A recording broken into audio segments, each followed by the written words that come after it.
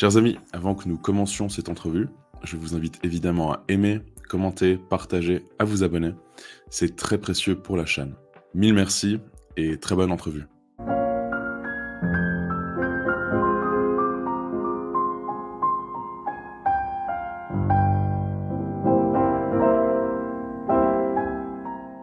Bonjour à tous et bienvenue dans cette nouvelle entrevue. Nous sommes aujourd'hui avec le professeur René Cochard. Alors j'avais déjà reçu le professeur René Cochard pour cet ouvrage, Homme-Femme, ce que nous disent les neurosciences. Mais aujourd'hui, nous allons aborder un ouvrage qui est paru récemment, Ce que l'homme doit à son chromosome Y. Alors, pour les personnes qui ne connaîtraient pas le professeur René Cochard, il est docteur en médecine et professeur à l'université Claude Bernard, et puis il est un grand promoteur d'une écologie humaine intégrale. Alors tout d'abord, cher professeur, mille merci d'avoir accepté mon invitation. Merci beaucoup. Merci beaucoup. Alors peut-être pour que nous entrions dans le vif du sujet, parce que avant que nous entrions dans le vif du sujet, j'aimerais quand même mettre en avant votre ouvrage, puisqu'il est très, très synthétique, une centaine de pages, et ça permet vraiment de comprendre dans son ensemble les richesses du chromosome Y, mais aussi de cette complémentarité homme-femme. Et tout cela, évidemment, est dans la bienveillance pour bien montrer que ces différences sont des richesses et qu'elles ne sont pas des injustices ou une manière de punir tel ou tel sexe. Donc pour ça, vraiment, c'est très agréable à lire. Alors la première question que j'aimerais vous poser, tout d'abord, parlez-nous peut-être de ce fameux chromosome Y. Qu'est-ce qu'il a de si particulier?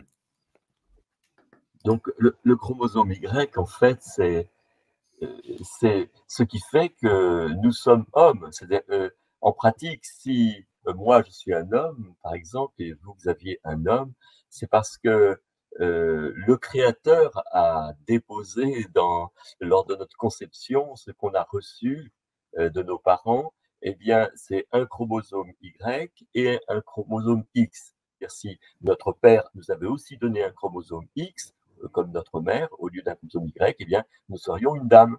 Et nous n'aurions pas la même mission dans la création. En somme, le chromosome Y, c'est vraiment cette œuvre d'art qui s'est établie au cours des millions d'années, dans lequel le Créateur a préparé le présent. Eh bien, c'est une œuvre d'art qui définit qu'il y ait de masculinité aux côtés de la féminité, parce que jamais il n'y a définition de l'un sans l'autre, en fait. Hein. Mais précisons un petit peu, en fait.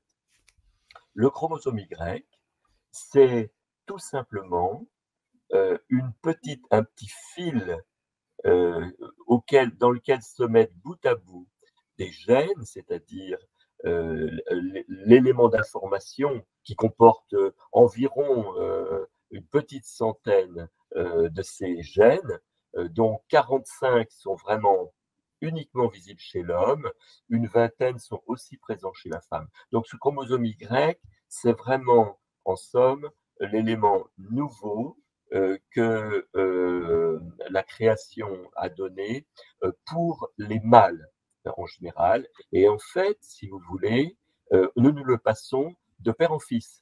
Et le chromosome Y ne passe que chez les messieurs. Alors, tous les chromosomes, les autres chromosomes, sont les chromosomes de la commune humanité, passent aussi bien chez les femmes que chez les hommes. Et donc, tous les autres chromosomes étaient présents chez notre maman et chez notre papa. Et sans ces chromosomes, nous ne pouvons pas vivre. Il n'y a pas d'être humain qui vive sans le chromosome X, celui que nous avons en commun avec la femme. Ça n'existe pas. C'est-à-dire que le chromosome X est celui de notre commune humanité, hommes et femmes. Vous dites aussi que le chromosome Y est petit et c'est aussi un spécialiste. Est-ce que vous pourriez peut-être nous expliquer visiblement ces deux spécificités qui sont propres? Il est petit parce que il n'y a pas besoin de beaucoup de gènes pour donner à la cellule les ordres de travail.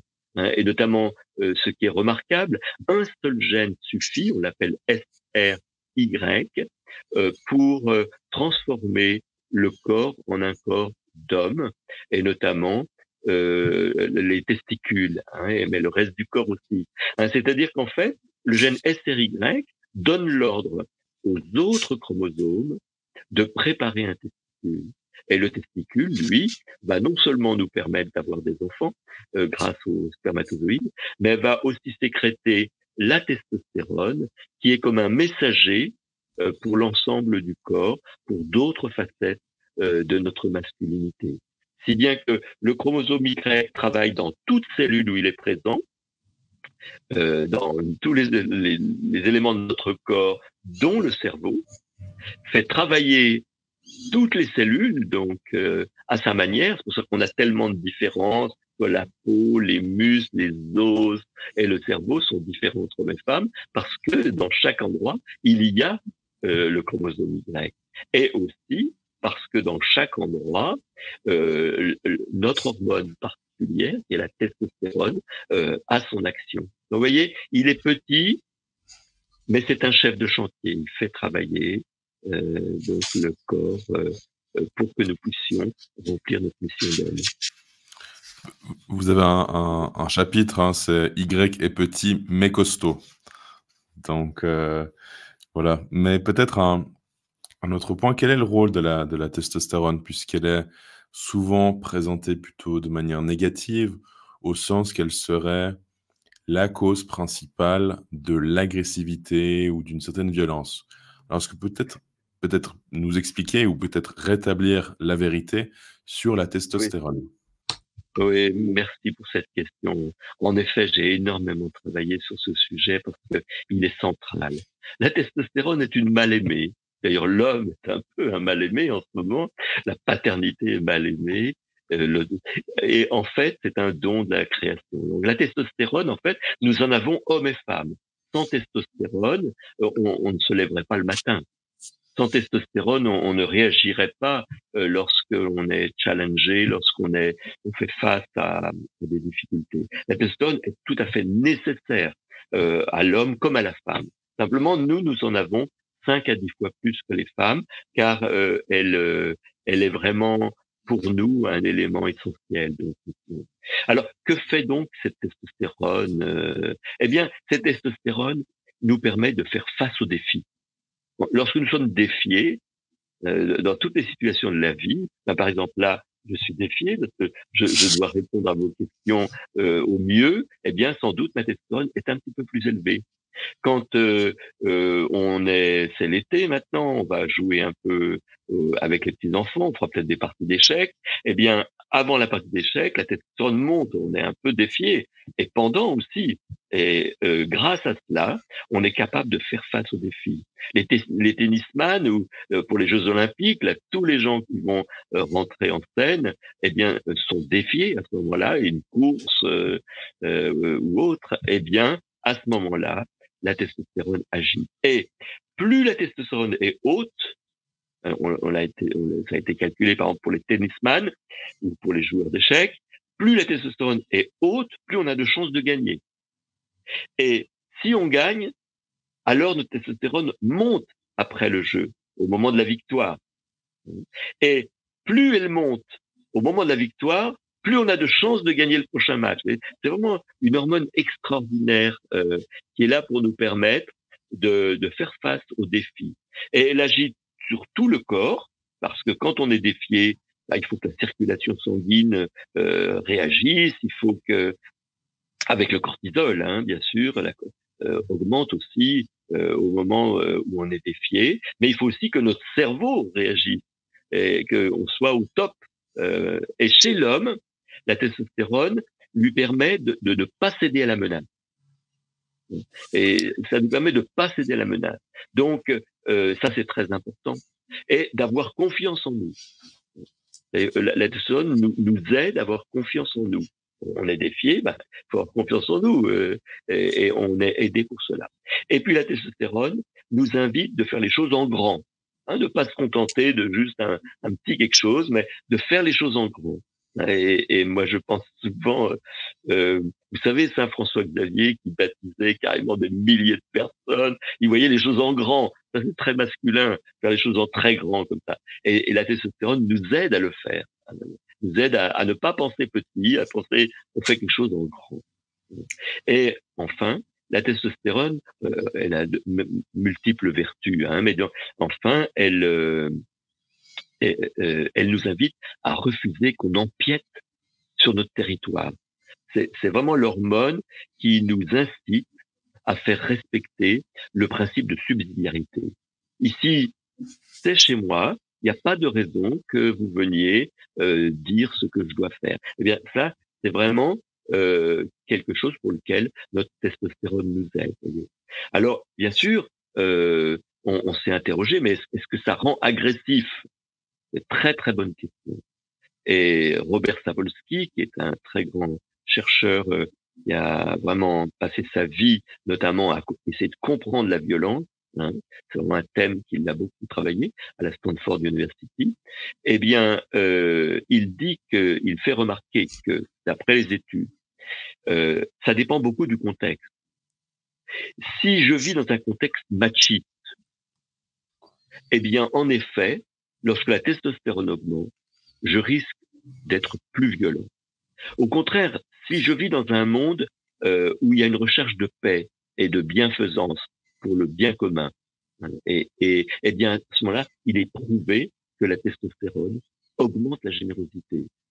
Et même dans ces climats, dans les familles où on a un climat paisible, bon enfant, et où on veille à la croissance de chacun, eh bien, il a été prouvé que la testostérone augmente l'aptitude à faire des dons, des petits cadeaux à notre entourage et d'être plus généreux.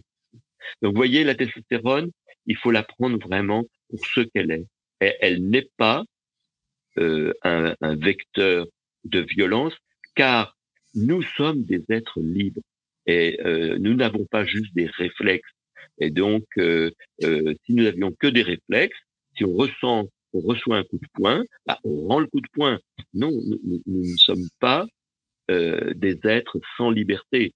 Non, challengés, nous avons notre biologie qui nous aide à faire face et qui nous donne le temps de réfléchir pour savoir ce que nous jugeons bon de faire. Voyez. Alors, une question me vient, parce que vous savez, aujourd'hui, on parle beaucoup du bien-être au niveau de l'alimentation. Et dans l'eau, dans la nourriture en général, il y a de plus en plus de pesticides et il y a ce que l'on appelle des perturbateurs endocriniens. Alors, selon vous, est-ce que cela peut aussi avoir un effet sur le niveau de testostérone? Ça, je pense que oui. Mais aussi, est-ce que ça peut dérégler totalement l'attitude naturelle de l'homme, justement, comme vous venez de le dire, peut-être à réduire une générosité ou à être totalement différent de ce que l'homme doit être dans son essence? Merci pour cette question. Je comprends votre question. Est-ce que les perturbateurs endocriniens remettraient tout à zéro, en somme? Et ça, c'est une question, bien sûr, qui est toujours dans mon esprit depuis les années où je travaille sur les neurosciences. Est-ce qu'en somme, tout serait détruit? Et non, en fait. Mais, en effet, il faut s'en occuper. Je m'explique. Le premier perturbateur endocrinien, c'est bien sûr les hormones utilisées pour la contraception et qui sont utilisées chez tous les êtres humains, entre guillemets. Il y a plus d'1 milliard de personnes qui en consomment chaque jour. Donc, on voit à peu près ce qui passe dans les urines et donc dans la nature tous les jours. Les usines, de la même manière que des usines passent leur temps à fabriquer des armes, et il y a des usines qui, en permanence, fabriquent des perturbateurs endocriniens. Et il n'y a pas que les hormones, mais cependant. Donc, en effet, les perturbateurs endocriniens ont un effet, évidemment. On le constate, par exemple, par la baisse importante du nombre de spermatozoïdes. Mais il y a d'autres effets. Cependant, les perturbateurs endocriniens ne remettent pas tout à zéro. C'est-à-dire qu'en fait, bien heureusement, nos chromosomes Y ou X sont présents dans toutes nos cellules. Dans le corps, il y a presque que les globules rouges qui n'ont pas de chromosomes. Parce que les chromosomes des globules rouges, si vous voulez, sont enlevés avant que le globule passe dans le sang. Et donc, toutes les cellules ont ainsi donc nos chromosomes. Ce qui fait que nos chromosomes agissent là où les hormones, si j'ose dire, viendraient moins bien. hein. Et l'évolution actuelle vers une éducation, euh, je le souhaite de tout cœur, plus apaisée et pour le bien commun, il faut vraiment, ce qui est essentiel, n'est-ce pas? Eh bien, permettre que on utilise au mieux ce que l'on a, hein, et il faut vraiment travailler pour qu'on arrête de détruire la nature, notamment le cycle féminin, parce que c'est vraiment trop dommage. C'est vraiment un trésor, personnellement. Je pense que c'est vraiment un trésor à préserver pour l'humanité, et donc c'est très important. Mais ne nous inquiétons pas, la, le créateur a placé dans chacune de nos cellules ces fameux chromosomes sexuels qui donnent le ton. Hein. Dans le cerveau, par exemple, je vais prendre l'amygdale cérébrale, par exemple, qui est le cœur même du cerveau émotionnel, eh bien, il y a plus de 2000 gènes qui travaillent différemment chez l'homme et chez la femme, quoi que soient les équilibres perturbés ou pas. Euh, Plus de 2000 gènes qui travaillent différemment en ce point, et il en est même de l'hippocampe aussi. Hein. Donc, vous voyez vraiment heureusement, il y a euh, cette, les chromosomes qui sont là et qui maintiennent notre masculinité et notre féminité. Alors, vous évoquiez aussi un peu plus loin dans votre ouvrage, le fait que l'homme oublie de téléphoner à sa femme dans la journée, et puis évidemment que l'homme a plus de difficultés, en tout cas, à exprimer ses sentiments. Et ces deux éléments seraient une preuve supplémentaire de ce que l'homme doit à son chromosome Y. Alors, est-ce que vous pouvez peut-être un petit peu développer ces deux points qui sont très intéressants? Oui, je pense on l'a tous constaté, les messieurs ont bien souvent se reprochent, justifiés, moi en tant que époux et grand-père maintenant, bien souvent on m'a reproché à juste titre que j'avais oublié de téléphoner, ou alors on a oublié un anniversaire, et bien entendu c'est difficile à supporter pour notre entourage. Et alors qu'en fait, si vous voulez, c'est assez impressionnant. C'est un don actif de la nature. Sous-entendu, c'est pas que l'homme n'a pas acquis au cours du développement l'aptitude à tenir compte des autres. Pas du tout. C'est que activement, la nature freine les liens au sein du cerveau chez l'homme pour qu'il se concentre.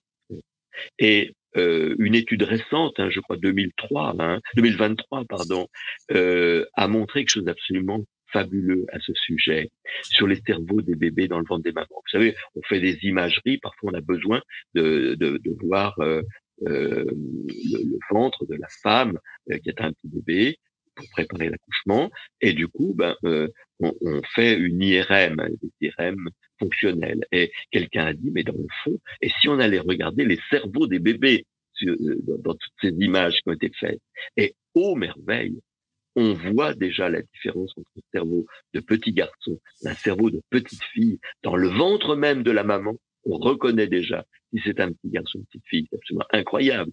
Et comment est-ce qu'on le reconnaît?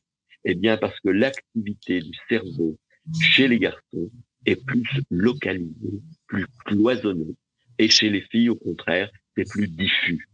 En somme, ce qu'on voit chez l'adulte, c'est que la femme est une femme aux mille mains. Elle pense à tout en même temps. Elle s'occupe tout à la fois de moucher le petit dernier qui a le rhume, de préparer le repas du lendemain et de préparer encore la valise du plus grand qui va partir en vacances. Et ça c'est féminin. Eh bien, activement, c'est-à-dire de deux manières au moins, activement, l'homme est privé de ces choses-là. C'est-à-dire que de manière physique, les connexions au sein du cerveau sont moins développées chez l'homme que chez la femme. Chez l'homme, les connexions sont plutôt de en avant, en arrière dans le cerveau, alors que chez les femmes, c'est tout à la fois en avant, en arrière et d'un cerveau à l'autre. Donc les connexions, comme si c'était un pays qui avait fait moins de routes et chez les femmes, beaucoup d'autoroutes. Ça, c'est physique. Et puis en plus, au dernier moment, sur le moment, Quand on est au moment où on se concentre, on relève un défi, eh bien nos hormones, et notamment la testostérone, vont freiner encore les communications. C'est comme si on mettait des policiers au carrefour chez les messieurs qui ont déjà des petites routes, et paf, on rajoute encore des policiers pour que surtout ça circule pas. Et donc, en effet, quand on est au travail, on bosse. Si bien que l'homme va être obligé de penser, de prendre une petite note, de dire, ah, je pense à téléphoner à mon épouse tout à l'heure, parce que de fait, sa biologie a tendance plutôt à l'aider à se concentrer. Et donc, en effet, c'est une richesse qui est donnée à la communauté, parce que on n'est pas homme pour nous, on n'est pas femme pour soi non plus, et on est homme pour pour nous-mêmes, bien sûr, mais pour notre famille et pour la société. Et il est bon, euh, notamment nous, l'espèce humaine, on marche environ sur la Terre depuis des centaines de milliers d'années, et donc petit à petit, ce qui réussit bien est devenu une norme, entre guillemets, nous l'avons, c'est la concentration de l'homme sur son objectif. Au contraire, dans la nature, il est absolument nécessaire que les femmes, si j'ose dire, pensent à tout, parce que elles ont ce don, et du coup, c'est souvent elles qui le font. Elles n'ont pas besoin de prendre de notes pour dire « faut que je téléphone à ma copine ». Ça se fait spontanément. Autre point aussi intéressant, c'est que l'homme, je dirais, est plus fonceur, n'est-ce pas? Il est plus spontané lorsqu'il s'agit par exemple d'un projet ou d'une entreprise. Et surtout, on l'a un petit peu évoqué juste à l'instant, mais l'homme est plus orienté solution. Alors que l'épouse aimerait plutôt de l'écoute, l'homme, lui, propose tout de suite les solutions.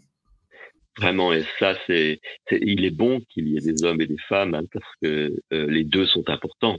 En effet, il est nécessaire qu'il y ait tout à la fois de l'écoute, et puis que certaines personnes soient centrées solution. Les deux sont nécessaires, et on est capable, hommes et femmes sont capables d'écouter, hommes et femmes sont capables de chercher des solutions, mais il est bon qu'on puisse exceller, en fait. Parce qu'une fois de plus, l'être humain ne travaille pas par réflexe. Il n'a pas juste des réflexes, non, il est libre. Et donc, il est bon que nous puissions avoir des richesses complémentaires, et que on ne peut pas être à la fois excellent et faire tout. On ne peut pas tout faire. On ne peut pas être à la fois un expert du cœur et un expert du corps. On ne peut pas être à la fois un expert de l'affectif et un expert de l'efficacité. Et les neurosciences modernes, je pense à Jean-Pierre Changeux en France, le remontrent. C'est qu'il y a une horloge dans le cerveau. Il y a une horloge. Et on ne peut pas aller plus vite que cette horloge. Donc on ne peut pas, il y a des limites dans le cerveau, il travaille bien, il y a des limites. Donc, il est nécessaire de remplir notre mission. On ne peut pas remplir deux missions à la fois. Si bien que ce qui se passe, c'est que dans le cerveau de la femme, le cerveau émotionnel et le cerveau rationnel sont, comme on le disait tout à l'heure, en très grande connexion. Donc, c'est vraiment sa nature. Donc, en effet, elle va penser aux détails. Dès toute petite, dès 1 an et demi, la petite fille s'intéresse plus aux détails, l'homme s'intéresse plus à la globalité. Car nous avons le cerveau rationnel qui n'est pas accaparé par l'émotionnel, et l'émotionnel qui n'est pas accaparé par le rationnel. Donc, bien entendu, il y a une limite à ça. C'est que parfois on est trop centré, mais parfois on est bien centré. Donc, on a des dons particuliers qui nous permettent d'exceller dans le souhait d'atteindre un but, ce qui n'interdit pas aux autres, notamment aux femmes, de chercher un but. Il faut jamais voir l'exclusion dans tout ça. Quand on parle des différences hommes-femmes sur le plan biologique, scientifique, il faut penser à celle qui est le plus aisée à comprendre, c'est la différence de taille. Les hommes sont plus, en moyenne, grands et plus forts et que les femmes. Mais ça ne veut pas dire que moi, par exemple, je sois gros, je suis plutôt petit. Et par contre, par exemple, vous voyez, le bassin féminin est au contraire plus large. Ça fait partie de sa beauté, mais et bien sûr, c'est pour accueillir l'enfant. Accueillir accueillir la tête d'un petit nouveau-né, il fallait cette taille-là et les hanches plus charnues parce que il fallait que la maman soit capable de nourrir le bébé. Hein. Et donc tout cela a du sens dans la transmission de la vie et c'est une richesse, hein, qui participe à notre beauté et à notre grandeur. Hein, mais qui n'est pas des différences comme ça, des caprices. Tiens, allez, on va élargir un peu les épaules des hommes. Le Créateur s'est pas amusé à nous dessiner comme cela sans sens. Hein, comme le disait si bien le pape Benoît XVI, la nature a un sens en fait. Le Créateur a donné du sens dans la nature et nous, il est bon qu'on l'accueille, les scientifiques et les philosophes et chaque être humain, qu'on l'accueille avec délicatesse, car l'artiste qu'est le Créateur a donné beaucoup plus que ce qu'on imaginait, dans le masculin et le féminin notamment. Il y a aussi quelque chose qui était très intéressant puisque nous vivons aussi dans le monde, il me semble, de la subjectivité. Vous avez un chapitre qui s'intitule « Le goût de l'être humain pour le beau, le vrai et le bien ». Alors vous dites qu'évidemment, il y a une part de subjectivité dans la beauté, mais il y a aussi une part objective dans la beauté. Hein, notamment, vous évoquiez l'œuvre de Mozart ou de Michel-Ange qui sont appréciées de manière mondiale, et c'est quasiment unanime, je pense. Alors peut-être pourriez-vous aussi nous expliquer ce goût unanime pour le beau, le vrai et le bien, qui aussi découlerait de nos chromosomes, ou en tout cas de quelque chose qui est inné dans l'homme. Je vous remercie beaucoup. Oui, c'est assez impressionnant, hein, et les chercheurs modernes travaillent énormément là-dessus, en neurosciences. Il y a une neuroscience, si vous voulez, il y a des neurosciences de l'esthétique, des neurosciences de l'éthique, hein, pour le bien, et des neurosciences de l'intelligence, pour le vrai, hein, donc il n'y a pas de problème. En effet, à la naissance, nous n'inventons pas le vrai, le beau et le bien, nous le recevons. Nous recevons l'alphabet. Il va y avoir, notre culture va développer les mots, mais l'alphabet du beau, du vrai, du bien sont déjà là en naissance.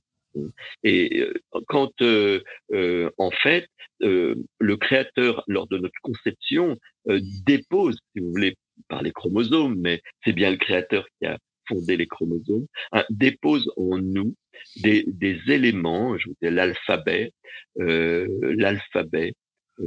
du beau, du vrai, du bien.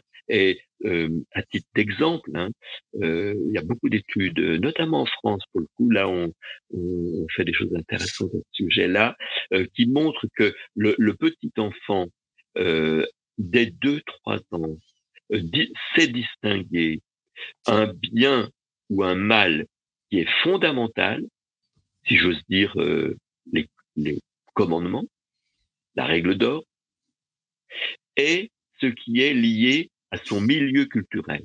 C'est assez fabuleux. C'est-à-dire, il est permis ou interdit de faire ça dans ma famille, dans ma société, c'est une chose.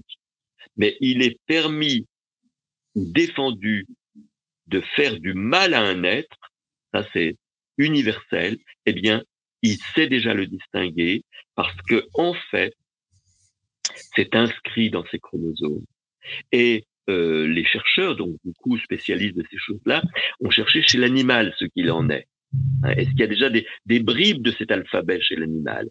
Il y a des bribes de cet alphabet chez l'animal, et notamment chez certains hominidés, et cela a été écrit de maintes fois dans les zoos notamment, et puis maintenant dans la nature même, dans les zoos, quand un gardien de zoo a fait des mauvais coups à un animal, eh bien, il peut recevoir un objet ou un légume sur la tête lancé par un autre animal le lendemain matin. Le fait que cet homme ait posé de mauvais actes vis-à-vis d'un des individus fait qu'il est devenu maintenant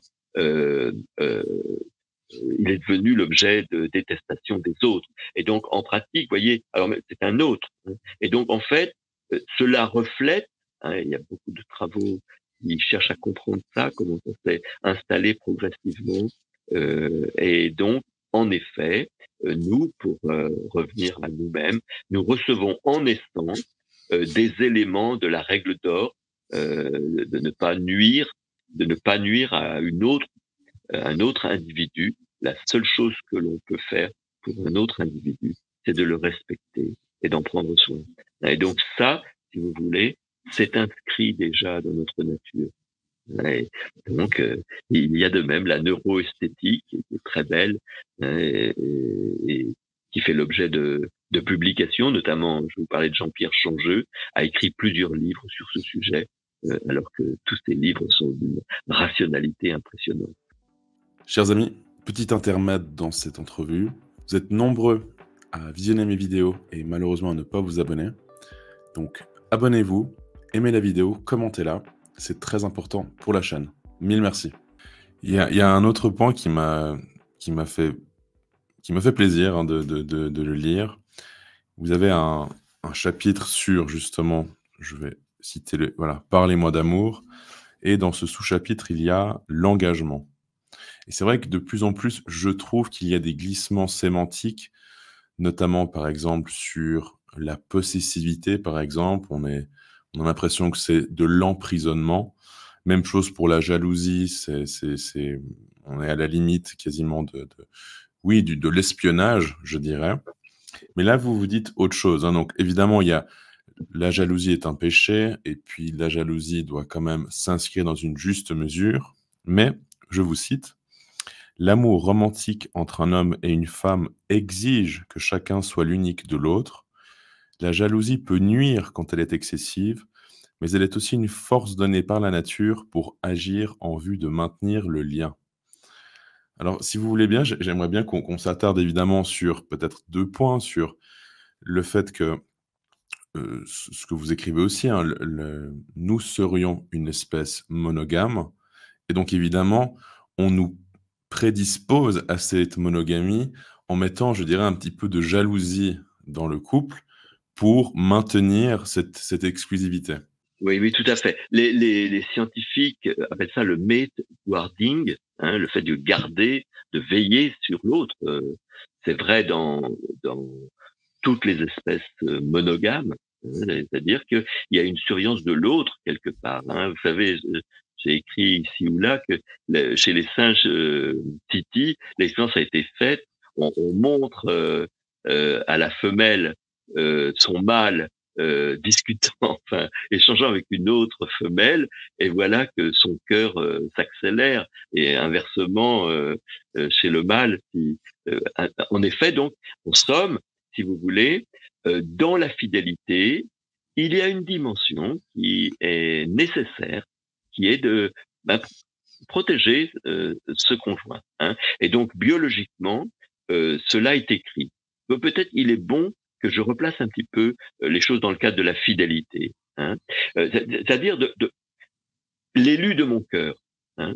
Et je fais exprès de commencer par l'animal pour arriver à l'homme, qui sont différents aussi. Mais nous sommes cependant des animaux, et le Créateur nous a donné un grand nombre d'éléments, de matériaux identiques. Hein, et comme s'il avait expérimenté pas mal de petits trucs dans la nature pour aboutir à ce que nous sommes. Et bien, lorsque deux animaux qui ne sont pas en couple se rencontrent, si l'un fait des avances sexuelles, l'autre le repousse. Et c'est absolument nécessaire pour la sauvegarde, ne serait-ce que biologique, de la zone génitale. C'est vraiment nécessaire. Hein. Et donc, je prends un exemple, hein, les petits campagnols des prairies aux États-Unis qui sont tellement bien étudiés par les scientifiques. Hein. Eh bien, un animal m'approche, je le repousse. Bon. Et puis, il y a l'identification du futur conjoint. Et il y a le choix. Et un jour, eh bien, l'un dit d'accord à l'autre, tu peux m'approcher. Hein, passe au-delà de ce rejet qui est à la base. Le rejet, c'est de base. Je permets à l'autre de rentrer dans la bulle. À ce moment-là, chez l'animal, il y a donc le coït, et le coït va provoquer l'écriture dans le cerveau, à un endroit qui est maintenant connu, de l'identité de celui-ci, qui est identifié comme celui qui a le droit de m'approcher sexuellement. Et à partir de ce moment-là, c'est lui, les autres sont repoussés. Et il y a aussi, donc, comme on le disait, ce made-guarding, c'est-à-dire que celui-ci et les autres n'ont pas intérêt à approcher. Et donc, cet élément est très, très essentiel. Et ensuite, donc, lors de chaque coït, eh bien, il y a sécrétion de médiateurs hormonaux qui renforcent ce lien, comme si c'était une vaccination, puis des rappels de vaccination. Les coïts sont des rappels de vaccination. Qu'en est-il de nous maintenant? Bien, nous avons le même matériau de base, c'est-à-dire que le fait que l'autre soit l'unique, eh bien, s'inscrit dans le cerveau. Et le fait qu'à ce moment-là, lui, on le laisse rentrer dans notre bulle, c'est inscrit dans notre cerveau. Le fait que lors de l'union intime, eh bien, nous sécrétions tous deux, hommes et femmes, deux médiateurs, l'ocytocine et la prolactine. L'ocytocine qui renforce ce lien d'attachement et la prolactine qui nous donne envie de prendre soin de l'autre. C'est vraiment ce que nous vivons au moment et après une union intime avec notre conjoint. Vraiment qui nous aide. Mais il y a aussi la jalousie. La jalousie fait partie. Lorsque on s'exprime, on s'exprime avec délicatesse. Le fait que nous avons besoin d'être l'unique de l'autre et nous souhaitons être l'unique. Et ça fait partie donc de notre monogamie. Il n'y a pas de monogamie sans tous ces éléments biologiques et humains. Mais bien entendu, une fois de plus, l'être humain a cette richesse extraordinaire de la liberté, c'est-à-dire de la possibilité de choisir ce à quoi il est appelé. Donc, je suis enclin à faire quelque chose, mais est-ce que je confirme que je vais le faire? C'est le choix de la vie, en fait, le choix de la vie. Et ainsi, évidemment, que ce soit l'expression de l'amour ou que ce soit une part de jalousie, eh bien, passe par le crible de notre liberté, c'est-à-dire de notre discernement. Est-ce que ma manière de le faire est adéquate? Est-ce qu'elle est bienfaisante? Est-ce qu'elle est pour le bien commun? Oui, enfin, c'est absolument, c'est passionnant. Vraiment, c'est passionnant. J'ai réédité un ouvrage qui s'appelle Futurs époux de l'abbé Charles Grimaud, où il explique, je dirais, de la préadolescence jusqu'à la mort, comment doit se comporter un jeune garçon, enfin bref, divers conseils, recommandations pour devenir ensuite un mari et un père. Et il évoque le fait que l'amour est un réservoir, puisqu'évidemment, plus on donne son amour à droite, à gauche, et le réservoir se vide. Le cœur n'est pas un muscle. Est-ce la même chose avec l'ocytocine et la prolactine? Puisque vous évoquiez justement l'importance de la fidélité, de l'union, et que justement le rapport sexuel permettait tout cela, alors évidemment, je suppose qu'il n'est pas possible non plus de le distribuer à droite, à gauche, et que cela doit être favorisé pour une seule et même personne. Vous avez tout dit dans le fond, c'est que biologiquement, on a bien compris que il y a un endroit où s'écrit que l'autre est l'unique, le devient est unique. C'est de l'épigénétique, c'est-à-dire que on écrit à des endroits de notre cerveau, à des endroits du chromosome, on écrit que celui-ci est l'unique. Et par ailleurs, il y a plasticité cérébrale aussi, c'est-à-dire que il y a des axones qui maintenant vont aller plus vite, c'est notamment ceux qui font que le visage de cette personne ou son être nous sont plus doux. Et donc, si on multiplie les aventures, si on vit quelque chose en dehors de cette union, cela va nous créer de graves difficultés. Parce que nous sommes moins aidés, nous perdons quelque part ces marques dans notre cerveau qui sont confuses à ce moment-là et qu'il va falloir guérir par un travail de retour à la grande fidélité. Et donc en effet, si vous voulez, il y a une sorte de désensibilisation, de désimmunisation, si vous voulez, de perte d'immunité, comme on perdrait l'immunité contre un virus.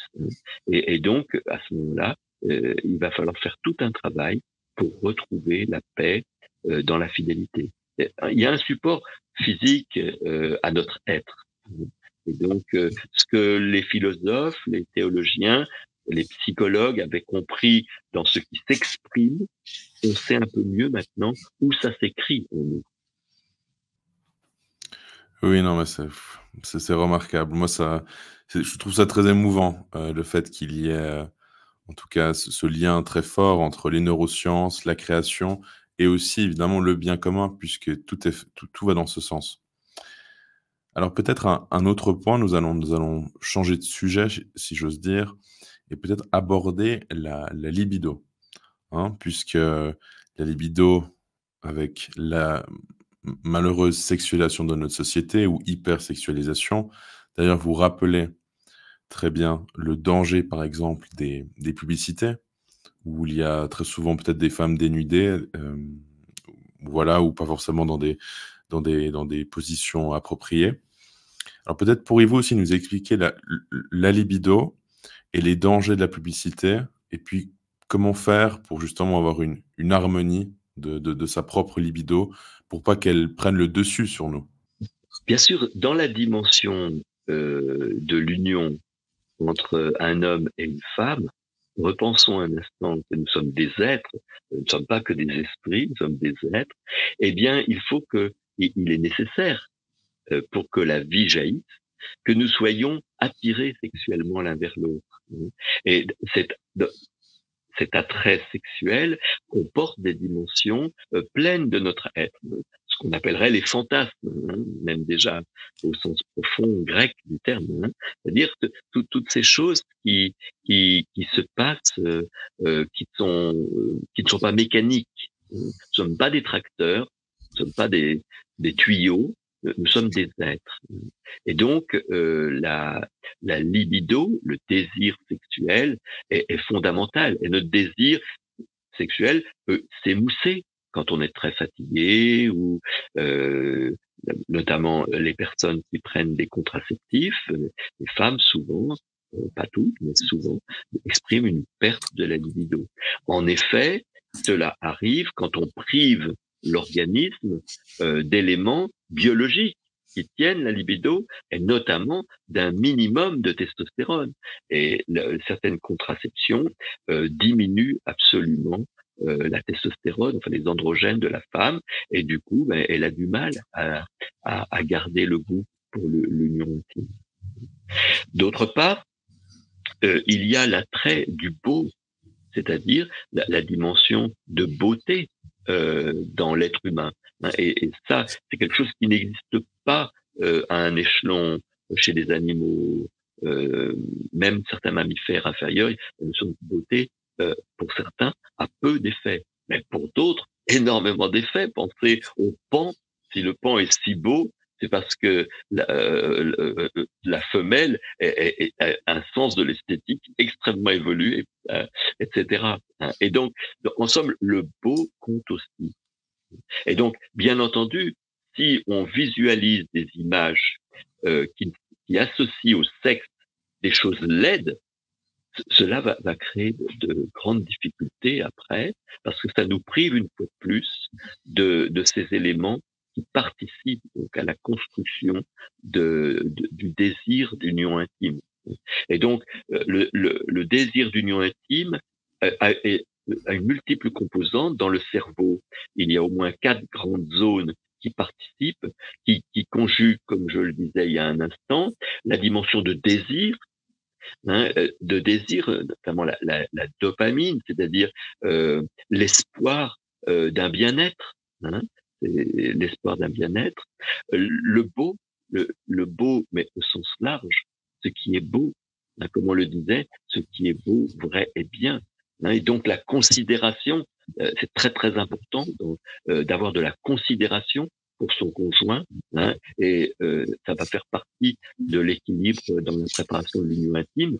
Et puis des choses plus tout simplement physiques, l'union intime, c'est la rencontre génitale, la dimension génitale, qui a ses exigences, si j'ose dire, hein, et qui ne peuvent se vivre que valablement, pleinement, que dans la délicatesse. Hein, d'où c'est pas pour rien si on veille à embellir nos maisons, de la même manière que on va préparer joliment une table pour un repas entre amis. Eh bien, on va aussi entourer pour la préparation de l'union intime, on va aussi entourer donc la relation de choses belles, parce que nous sommes des êtres unifiés en fait. Et c'est ainsi que l'union intime peut progressivement, au cours des années, si j'ose dire, se développer pleinement pour correspondre vraiment à ce qu'elle est, en fait. Hein. C'est la communion d'amour d'où jaillit la vie. C'est genre féerique. Hein. C'est pour nous chrétiens, hein, avoir un Dieu qui est une communion d'amour d'où jaillit la création. Hein, eh bien, il nous a donné la biologie, la nature de l'être, qui fait que chacun de nous a pu jaillir d'une union intime de nos parents. Donc, on souhaite, bien sûr, qu'elle ait été un moment de communion. Ce n'est pas toujours le cas, mais toujours est-il de désir et de désir sexuel. Ça fait partie du destin de Dieu et c'est écrit dans notre nature. Donc, en somme, la libido est une grande et belle chose qui est délicate, qui ne s'isole pas du reste de la personne, sous risque de la beauté, du respect, etc., sous risque de s'amoindrir. Ça ne serait plus que de la génitalité. Et donc, en somme, il est bon de travailler à faire connaître progressivement la grandeur de l'être humain et la grandeur de l'union intime, d'où jaillit ce que personne ne peut fabriquer, un être humain. Oui, non, mais ouais.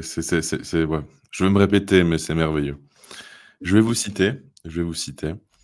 La fidélité exige une grande maîtrise de soi. Celle-ci commence par la retenue, éviter des vêtements ou une attitude propre à augmenter le désir sexuel des personnes qui nous entourent. La beauté esthétique de la femme ayant un fort effet sur l'homme, celui-ci sera attentif à ne pas porter son regard sur une femme de manière inappropriée. Alors aussi, j'aimerais peut-être ajouter un point que j'avais dit ailleurs, mais ça, c'était une étude aussi que j'avais vue, qui était très intéressante. Lorsqu'une femme est sous contraceptif, alors vous l'évoquiez que la libido peut être affectée, mais moi j'ai aussi vu autre chose où la femme maintient son désir sexuel, c'est juste qu'elle a la vision de son partenaire qui change, qui est modifiée. Et donc, certains recommandent, alors évidemment, et je pense que vous aussi, recommandez de ne pas prendre de contraceptif, mais d'autres personnes recommandent aux femmes d'arrêter de prendre des contraceptifs 6 mois avant le mariage, car malheureusement, cela peut avoir des effets dévastateurs après le mariage, dans l'optique d'avoir des enfants, puisque la femme aurait une vue ou une vision, une perception totalement différente de son mari. Ce qui prouve aussi, je dirais, l'aspect négatif, nocif de ces contraceptifs. Et puis aussi, évidemment, comme nous l'évoquions avant, l'importance de la fidélité et puis aussi de la mesure, je dirais, dans le couple. Alors, cela me fait vous poser encore, nous avons encore deux, trois questions. Mais déjà, avec ce que nous avons évoqué jusqu'à présent, y a-t-il une volonté, selon vous, de changer la nature? Nous l'avons vu avec les contraceptifs, par exemple. Nous l'avons vu avec les publicités qui sont très souvent inappropriées. Nous l'avons vu aussi avec les perturbateurs endocriniens. Enfin, en tout cas, si l'on regarde ça tout simplement, il y a quand même beaucoup beaucoup d'attaques, beaucoup d'offensives, en tout cas sur ces chromosomes, sur cette nature, sur cette libido. Et donc, il est difficile de ne pas être déstabilisé par cela. Alors peut-être comment faire pour résister, si j'ose dire. Et puis selon vous, y a-t-il quand même des raisons de s'inquiéter de toutes ces attaques? Poser une question qui est ample. Alors, je vais essayer de répondre, mais avec des connaissances scientifiques, ne pas prétendre, vous comprenez, remplir le rôle de philosophe ou autre. Donc, essayez de répondre à ce que vous dites avec la science. J'ai beaucoup apprécié un livre de dialogue entre Paul Ricoeur, donc qui est philosophe, et Jean-Pierre Changeux, qui est lui un neuroscientifique. Et on voit comme finalement la situation actuelle n'est qu'un reflet sous d'autres formes de la question universelle et intemporelle. Je m'explique. Dans le fond, vous voyez, regardez, par exemple, Aristote disait déjà, parlait de la mémoire. C'est un physiologiste, un philosophe physiologiste. Il parlait déjà de la mémoire et il disait ça se place dans le cerveau. Et donc c'est rappelé par saint Thomas d'Aquin qui constatait qu'on a trop souvent voulu par moments dissocier le corps et l'esprit. Tout le débat entre Platon, Aristote, tout ça, toute la réflexion y compris des sophistes, etc. Donc, en gros, si vous voulez, ce que je voulais d'abord dire, c'est que rien de vraiment nouveau sous le soleil. D'ailleurs, si on regarde les psaumes, par exemple, si on prie les psaumes, on voit bien que c'est pas d'hier, que c'est compliqué, la vie est compliquée. Donc, mais chaque siècle, ceux qui ont compliqué changent. Les éléments compliqués, même chaque décennie. Regardez ce qu'on voit actuellement, 50 ans après la mise en place de la pilule, ou 60 ans, 70 ans, on en voit les conséquences. Quelqu'un en 1960 avait écrit que si on utilisait la contraception, eh bien, un grand nombre de conséquences fâcheuses apparaîtraient. Ce qu'on voit maintenant, y inclut donc la perte de la compréhension de la différence homme-femme. Hein.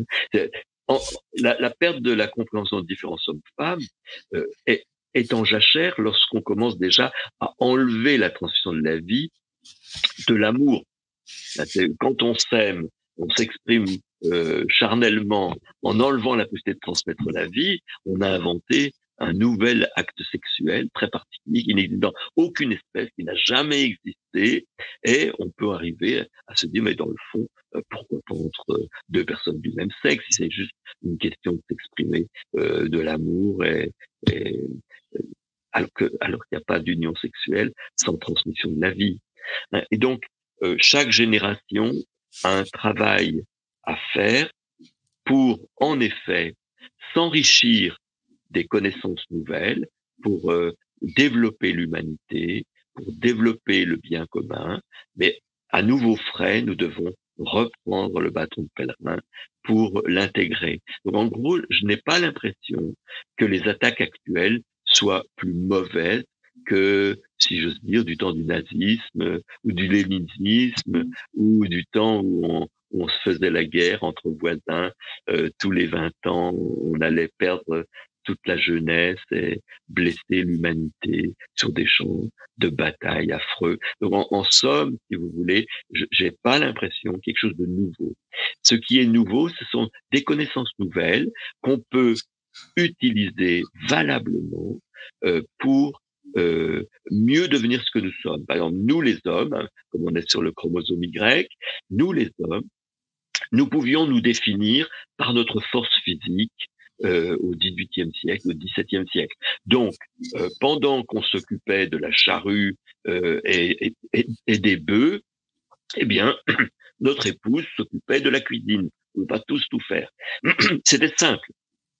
Depuis les dernières décennies, nous ne nous définissons plus par ce que nous pouvons faire en termes de force physique.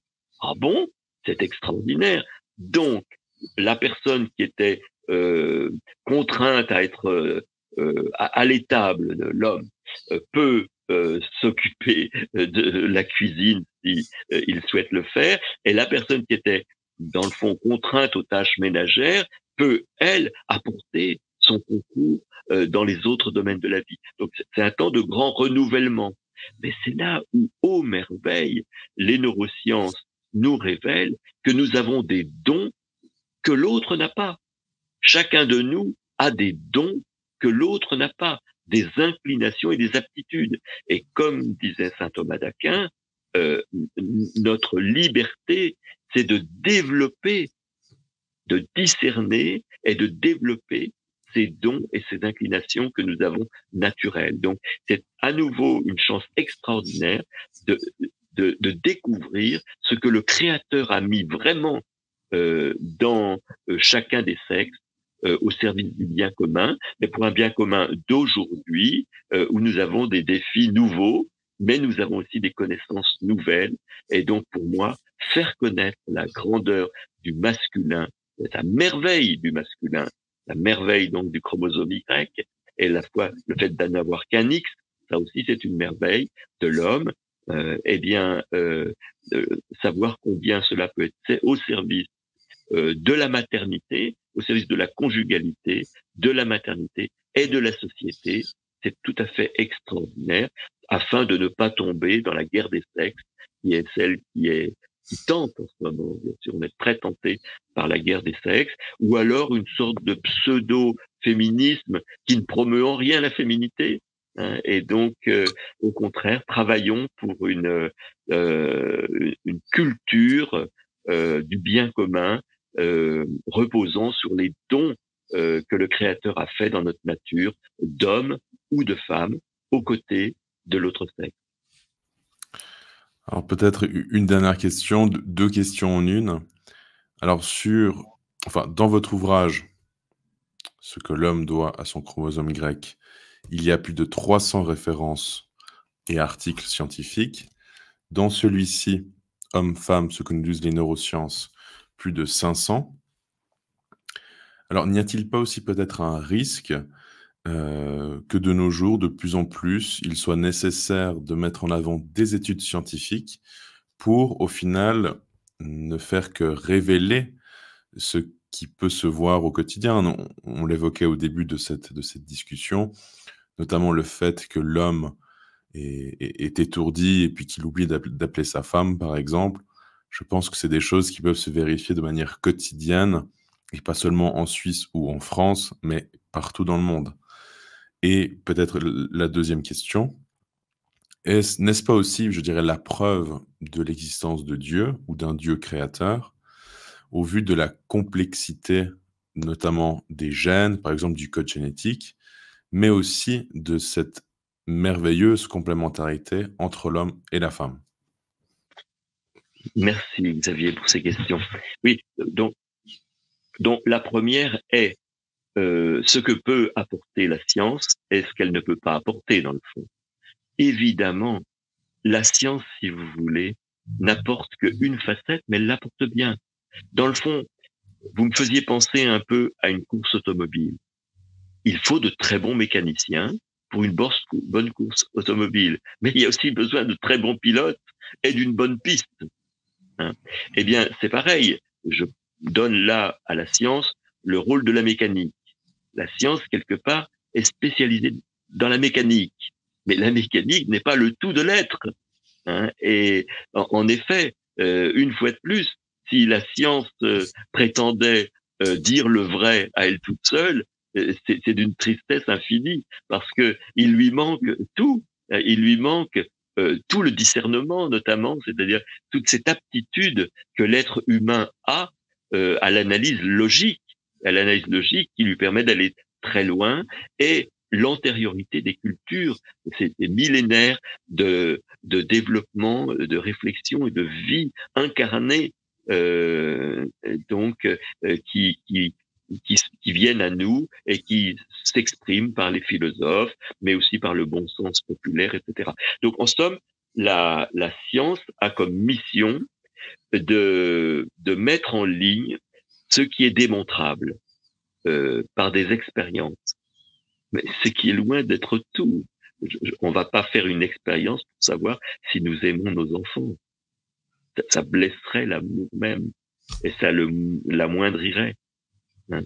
Et donc, on le voit bien à l'occasion de l'amour entre un enfant et son parent, et l'inverse, que il y a une part biologique, comme on l'a dit, mais qu'elle ne saurait ni tout expliquer, ni résumer l'amour. Hein. Et alors, à ce moment-là, vous posez le deuxième élément, mais alors, à ce moment-là, qu'en est-il de la science et de la foi? Eh bien, il est tout à fait évident, de la même manière que le hasard n'a pas su fabriquer le code génétique. Ça fait rire même. Moi, je passe mon temps à travailler de la science. Il y a par moments, je souris, et d'autres fois, j'éclate de rire devant le simplisme des explications de comment la vie a jailli. Alors, comment la vie a jailli, boum, boum, la pression, la température, et avec des preuves qui n'en sont pas, c'est pathétique. Mais d'un autre côté, cette science nous protège contre des simplismes. Hein, c'est-à-dire que on est protégé contre des simplismes. Hein, quelque part par moment, de nier le vrai. Et personnellement, ça me fait penser aux tentations du Christ. Quand le diable dit au Christ, jette-toi dans le vide, comme tu es Dieu, les anges vont te récupérer. Il dit, attends, là, si je me jette dans le vide, je me casse la jambe. Et évidemment, le Christ nous met en garde contre la tentation qui est d'oublier que nous sommes des êtres créés dans une nature créée qui a ses forces. Et c'est la même chose qui se passe lorsque, voyons combien il est difficile de vivre la chasteté et la fidélité, et le fait de s'unir seulement lorsqu'on peut transmettre la vie, eh bien la société se met en place pour inventer la contraception.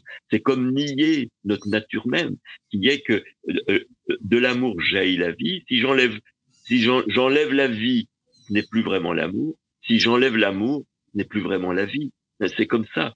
Le créé est de la même manière que le Christ ne veut pas se jeter dans le vide sans se casser la jambe, eh bien nous ne pouvions pas dissocier l'amour et la vie sans abîmer la vie et abîmer l'amour. Hein. Et donc, je pense personnellement que la grandeur, en effet,